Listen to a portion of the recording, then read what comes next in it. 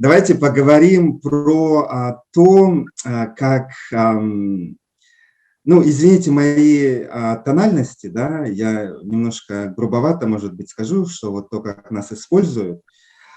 Вот дело в том, что я, допустим, знаю, что жители штата Аляски, да, допустим, они живут на очень плодородной земле, богатой природными ресурсами, точно так же, как и якутяне, да, то есть мы. И у них там есть и нефть, и золото, все-все-все, и только за то, что государство Америки, значит, ну, вот эти природные ресурсы, значит, извлекает из этой земли, они каждому жителю дают стабильный, гарантированный доход за счет продажи вот этих вот нефти и золота.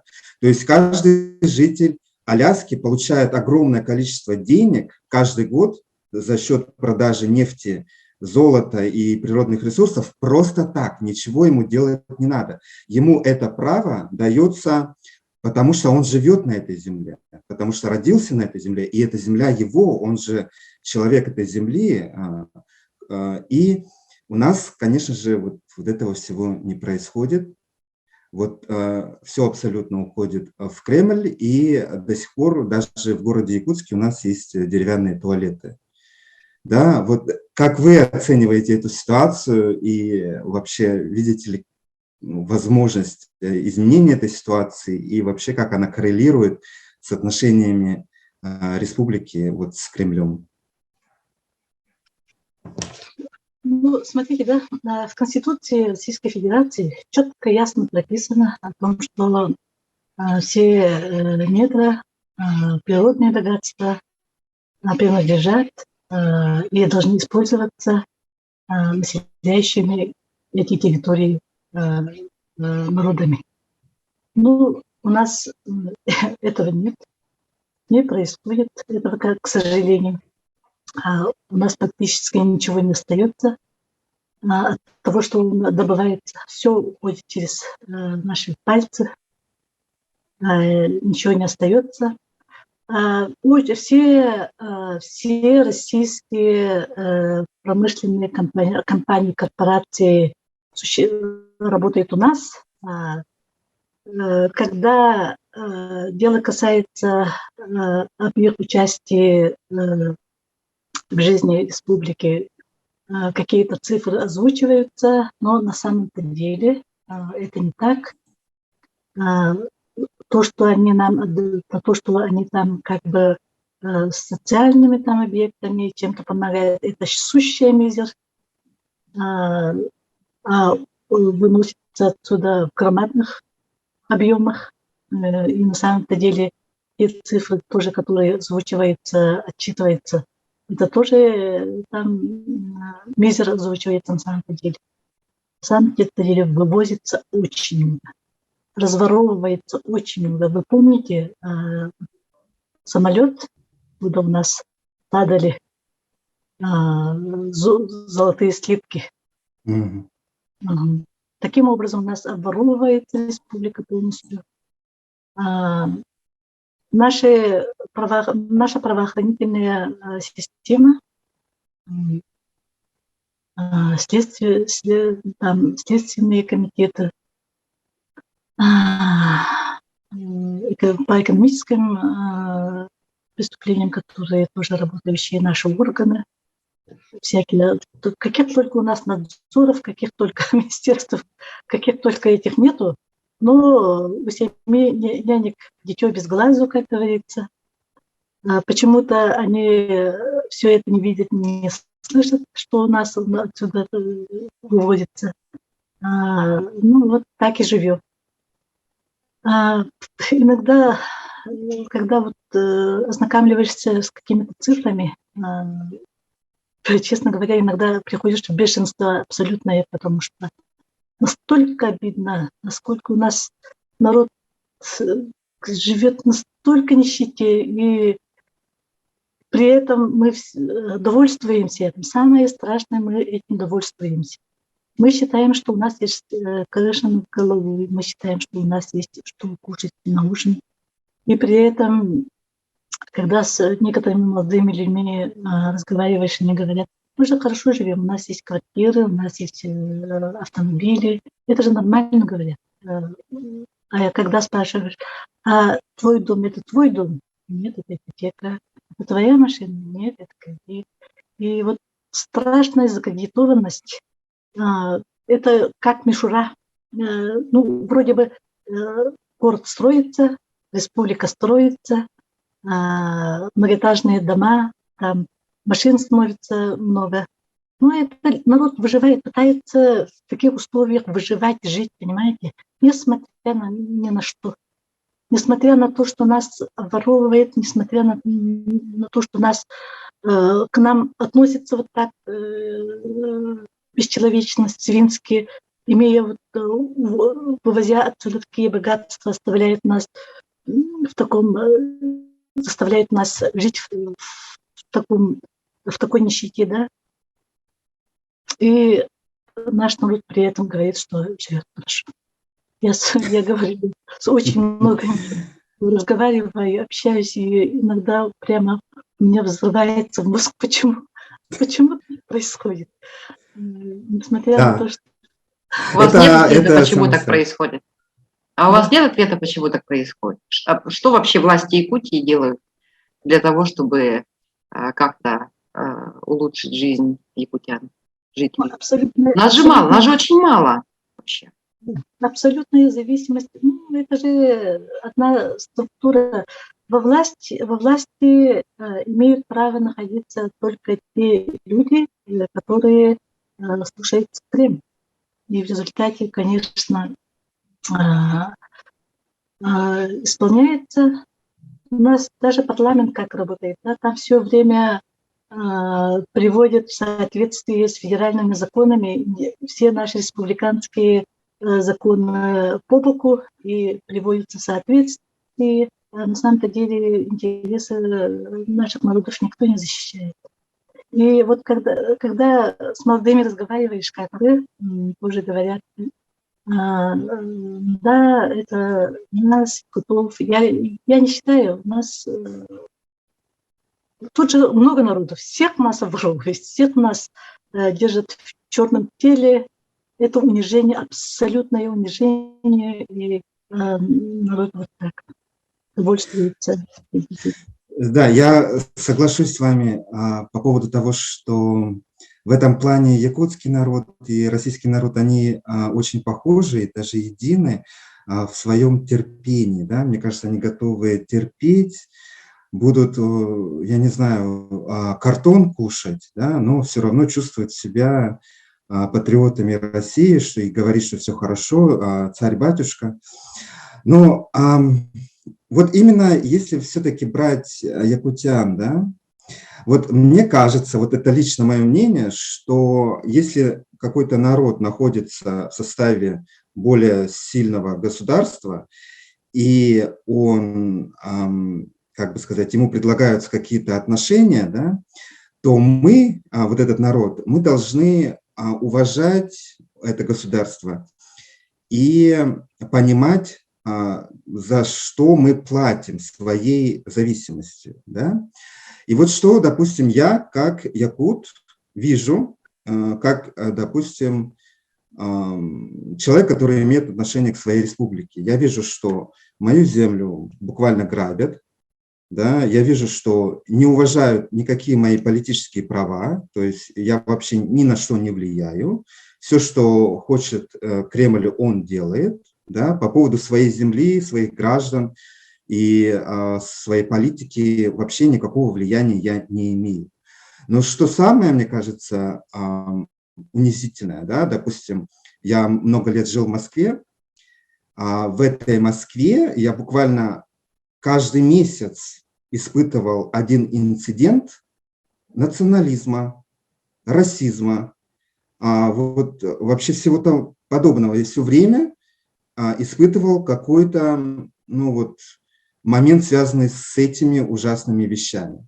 Да? То есть меня могли обозвать узкоглазым, мне могли сказать, допустим, что ты здесь мусоришь, уезжай в свою страну. Да? То, что я в своей стране, это никого не волновало. То есть Буквально, когда я работал в хороших организациях, я имел хорошие, допустим, должности, и я прихожу куда-нибудь по каким-то делам в другую организацию, и там все сидят русские люди, они все всегда думали, что я курьер. И им даже не закрадывалось в голову, что я могу занимать там должность, там, не знаю, юриста, экономиста, кого угодно, да, ну, серьезную какую-то должность. И все всегда, даже в шуточной форме, мне говорили, там, младший брат, привези карасей, и вот эти все шутки националистические. То есть вообще, в принципе, я уверен абсолютно, что у русского народа нету уважения, ну, к малым народам, которые находятся в составе Российской Федерации, да, и в том числе, допустим, к моему якутскому народу, которых вообще, как бы сказать, ну, просто чукчи и все, да, и там сплошные анекдоты. Вот почему тогда я должен уважать эту власть и хотеть жить вместе с этой властью? Какие вообще могут быть у нас причины желать объединения, значит, коалиции с этой властью Москвы? Вот есть ответ какой-нибудь? Ну, давайте все-таки разграничим власть и население. Да? То, что вы в первой части рассказывали, это все-таки относится к бытовым отношениям.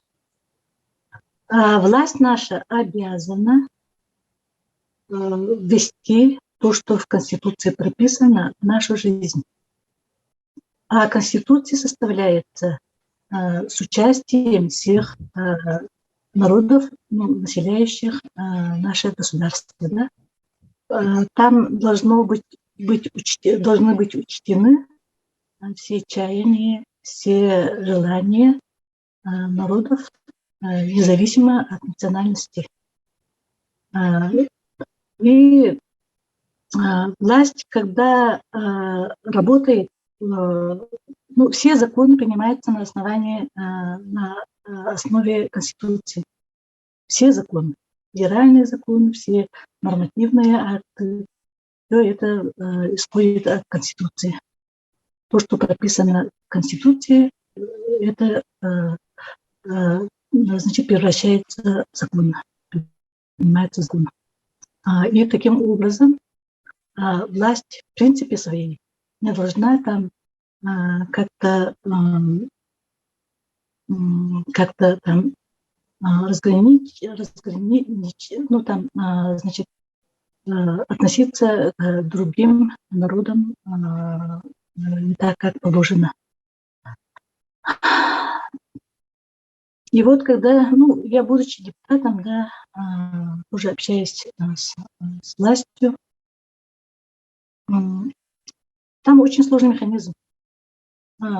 Механизм ржавый, очень медленно набирающие обороты. Законы, которые принимаются в пользу для народа, очень долго принимаются, очень долго входят в жизнь. А законы, которые чьи-то интересы, лоббированные законы, да, которые в интересах там каких-то больших корпораций, там каких-то вот этих компаний, вот эти законы принимаются, или какой-то части населения заинтересованы в этом очень сильно, да, такие законы сразу начинают работать. А то, что вот бытовая наша беда, национализм, это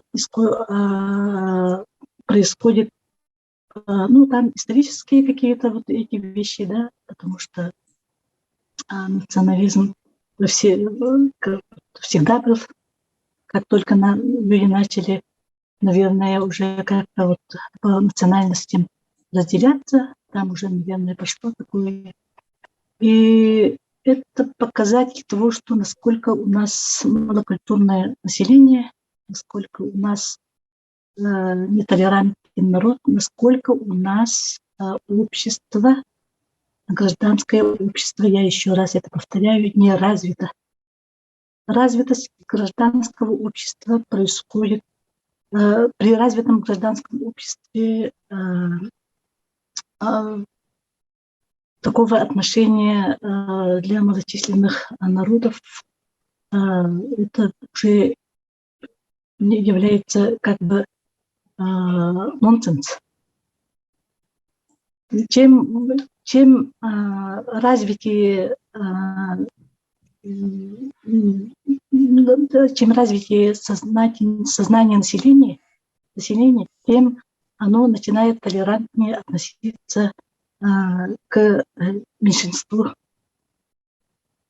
И вот когда мы это чувствуем на своей шкуре, находясь где-то, вот это происходит из-за того, что это бескультурие, массовое бескультурие. В этом тоже, естественно, виновата власть, которая власть тоже в таком же состоянии. Там, значит, находятся люди, которые в своей сознании, в своей моральном плане не выросшие, неразвитые люди. Ну, честно говоря, малообразованные. Да? Да, малообразованные. Да. Вот мы сейчас... Это вообще... Да, извините. Это вообще вот такой бег по кругу. Это вот вообще такой бег по кругу.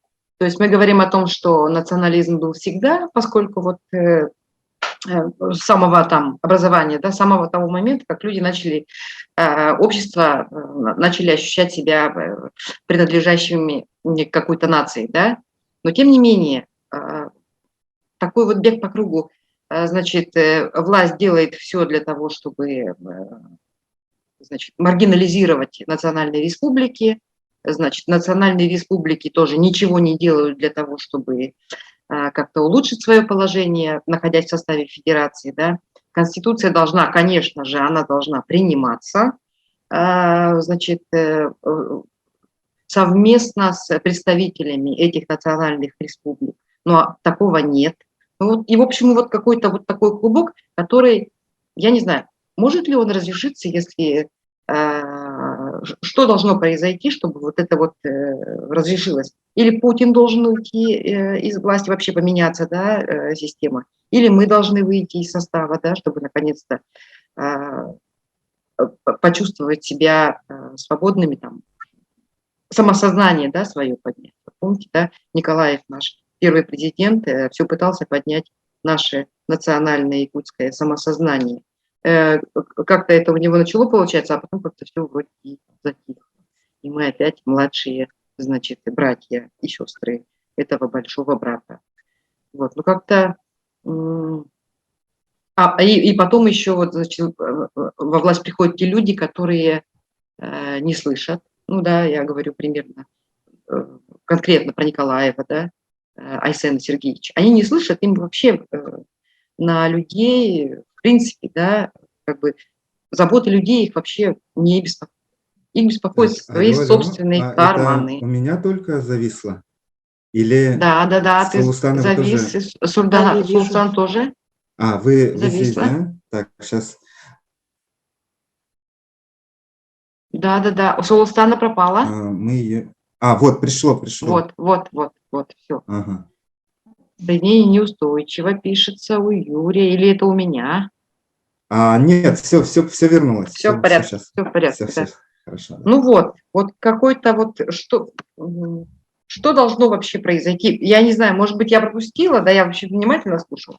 Что должно произойти, чтобы вообще, наконец-то, мы, как гражданское общество, сформировались? И не только мы, да, на примере Якутии, но и Бурятия, например, да, и калмыки, тувинцы, татары. Ну, для меня здесь ответ очевиден. Я считаю, что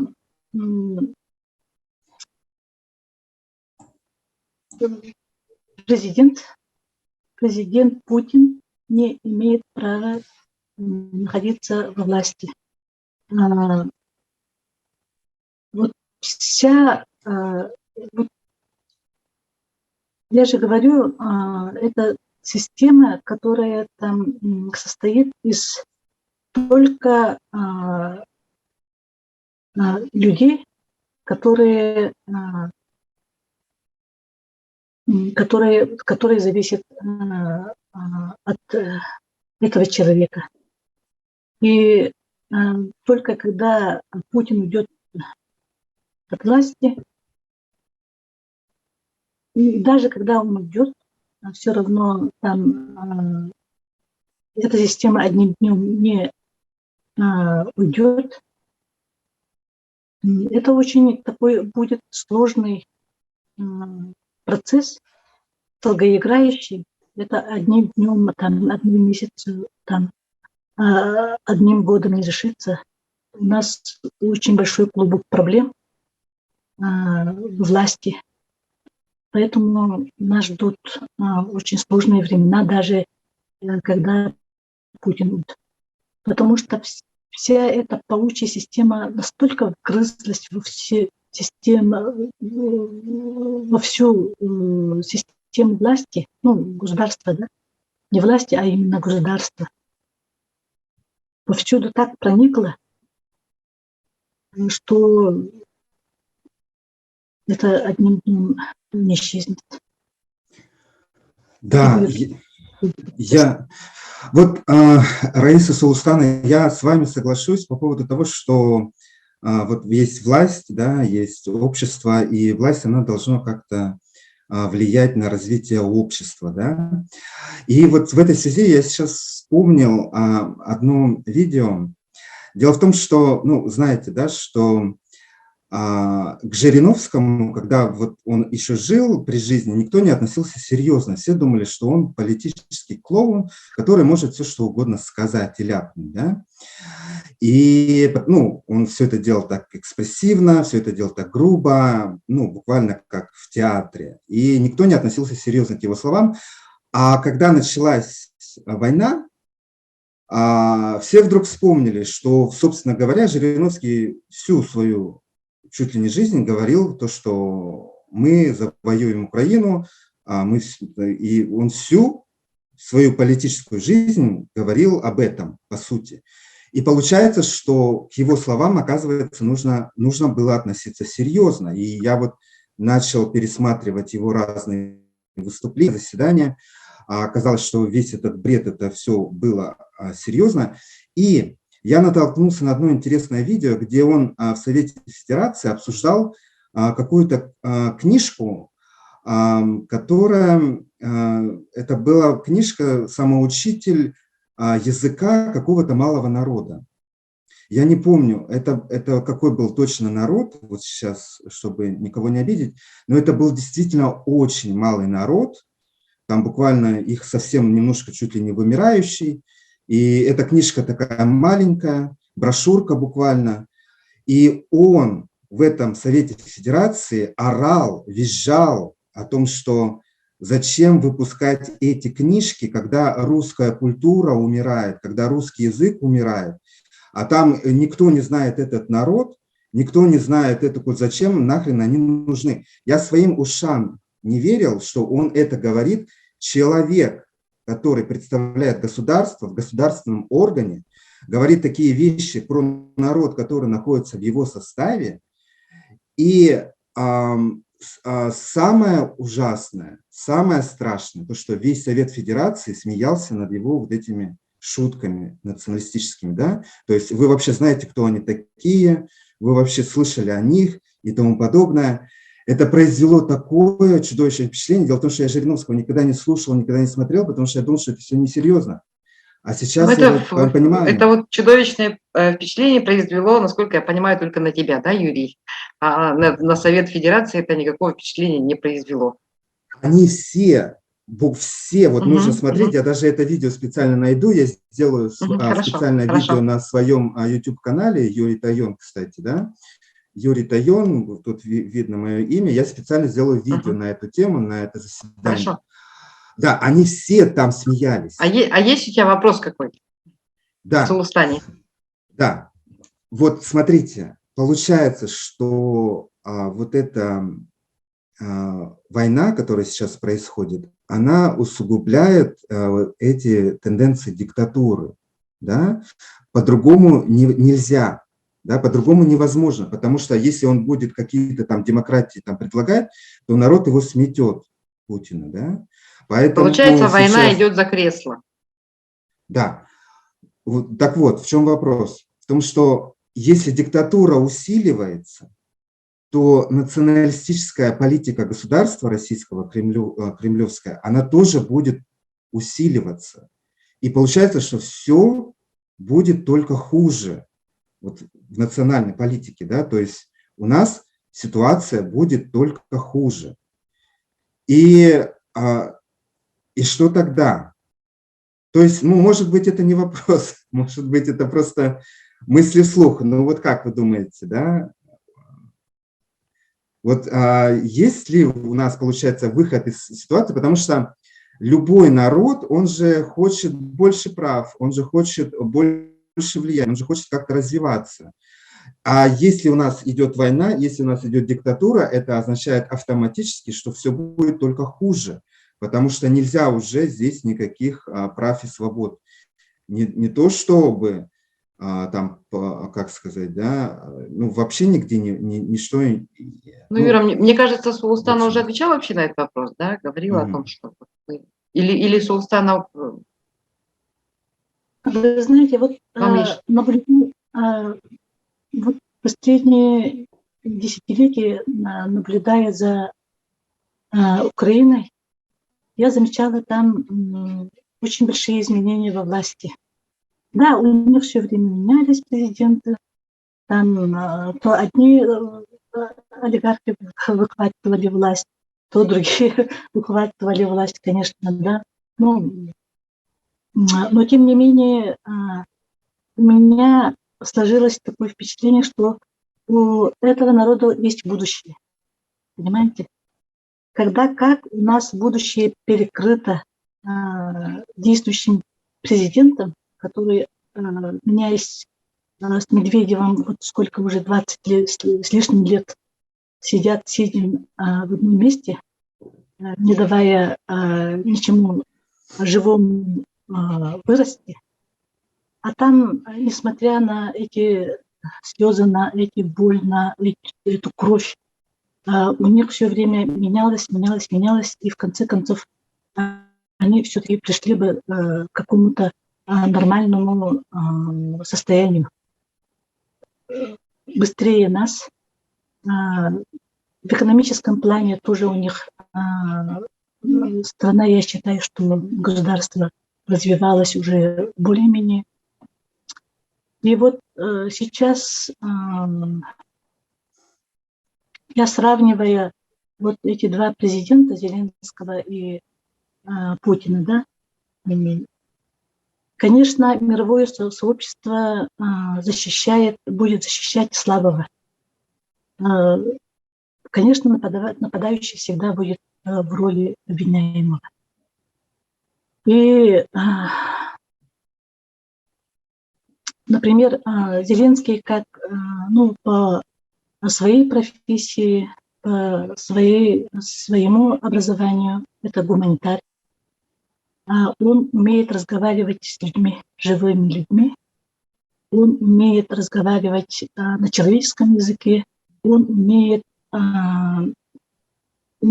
вызывать эмоции людей, умеет донести всю боль, все, что происходит сейчас в Украине, до мирового сообщества. А в нашем случае у нас сидит солдафон, который не то, что там с мировым сообществом как-то может найти общий язык, он не умеет найти общий язык с собственным народом, с собственными гражданами, понимаете? И в такой ситуации, конечно, если бы даже Россия, это мое государство любимое, да, его дела сейчас была на самом-то деле даже праведные, но с таким президентом мы все равно проиграли. Понимаете? И в конце концов Украина превратилась бы в развитую страну, пока мы доковыляли до их теперешнего состояния, ну, до состояния войны, да. Понимаете, тут очень большую роль играет человеческий фактор, очень большую роль играют лидерские качества правителей. И сейчас, несмотря на то, что мы находимся в таком омуте, в таком прямо дне, несмотря на это, человек может жить только надеждами. Если у него есть какая-то вера, если у него есть какая-то надежда, только тогда он может выжить. И человек – это государство же. Наше государство, наши народы, несмотря на то, что сейчас в большинстве населения там туман в голове, но я думаю, что этот туман рассеется. У людей, у населения открываются глаза, раскрываются. Туман сойдет со временем. И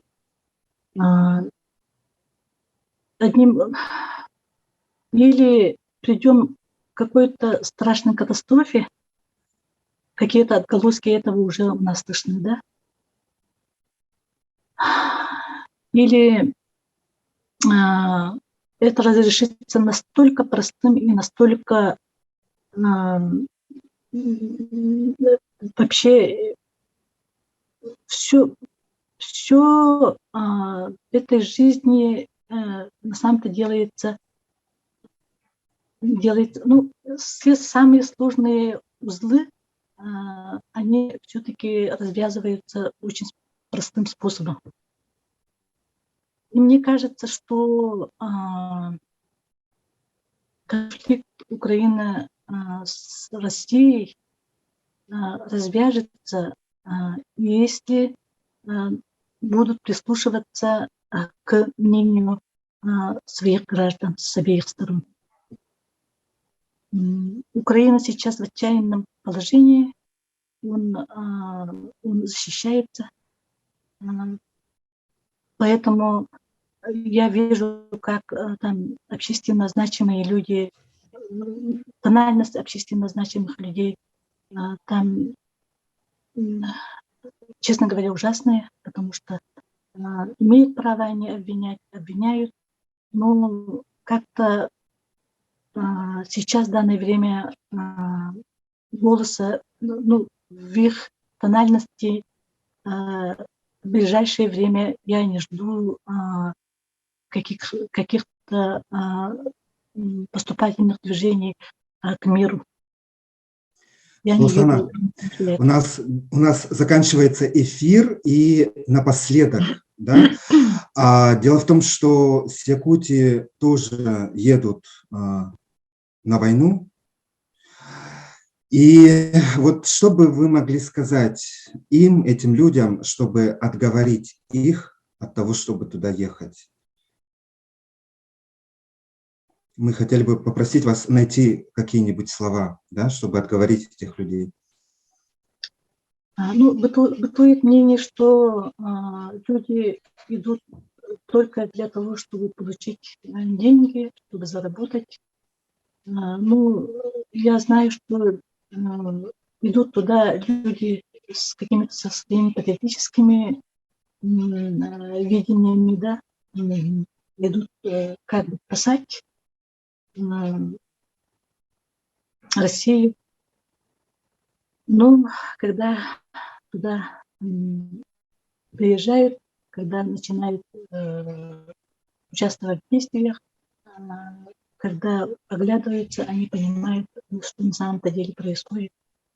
И в большинстве своем все-таки я думаю, что они мнение свое меняют, потому что я уже тут разговариваю с людьми, и если даже они не со мной говорят, с родными, там, с близкими, они там у них уже видение там меняется.